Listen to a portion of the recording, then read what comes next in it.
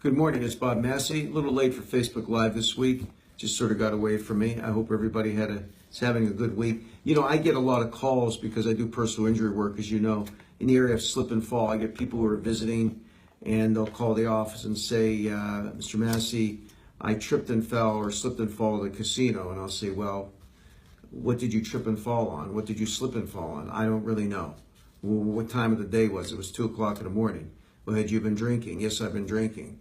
So I said, do you have any witnesses? No, I have no witnesses.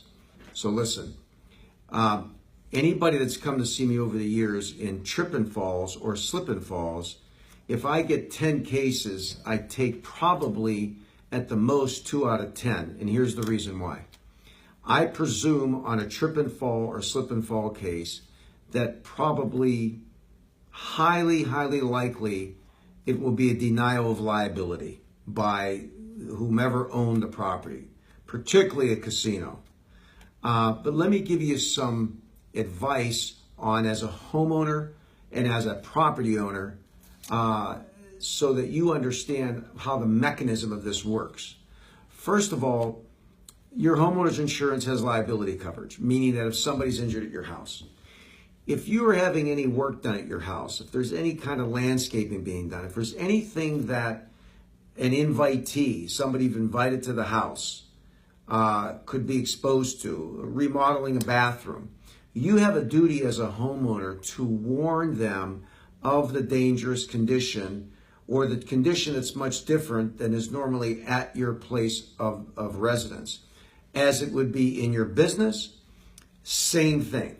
So for example, if you own a business, and let's say you have a torn carpet, and I'm not talking about an employee that would trip and fall, let's say a patron, if they trip and fall and get injured, because of the fact you had notice of that condition and didn't fix it, you have a duty as an invitee inviting somebody to your business to have safe conditions.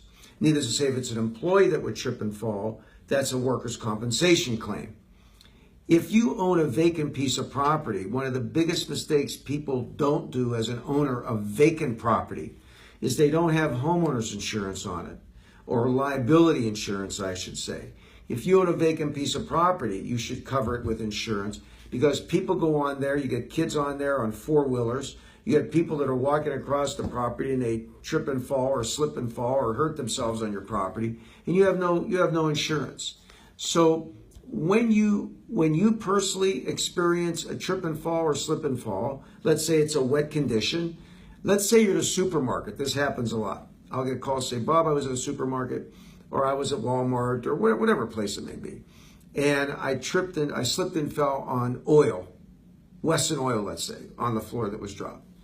The defense that the owner has, i.e. any kind of retail store, is we did not have notice of the condition in a timely fashion. So let's say you're walking down a supermarket aisle and you go to grab some oil and it falls on the floor and I'm 15 steps back and I didn't see it and I'm walking and I slip and fall and hurt myself. My chance of winning on that is going to be slim and none because it just happened and the owner of the premises never had notice of the condition in order to mitigate it and fix it. So the bottom line on a slip and fall or trip and fall case is if that happens to you, immediately see if there's any witnesses around in order to corroborate what happened. Number two, always do an incident report on the property. So you tell them for security, I want to have an incident report. The cases I've had success on slip and falls and trip and falls are common areas where people live, where grass has grown over a hole. People walk across the common area, bang, they go right down and break their hip, break their leg. I had a case a few years ago where a woman, a lovely lady, was walking into a pizza place and the step up and the cement area was exactly the same color.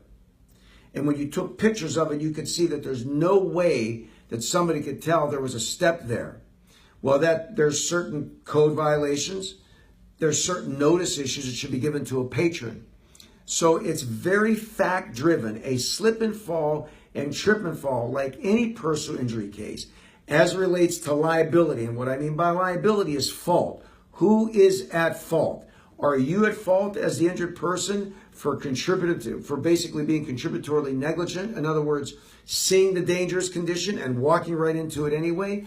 Or is it something that, should have been taken care of and the property owner didn't do it?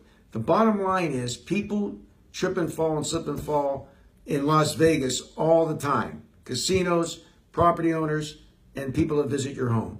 Always make sure, if it's commercial property, casino, get an incident report, witness statements, and pictures of the condition, assuming on what your medical condition is like.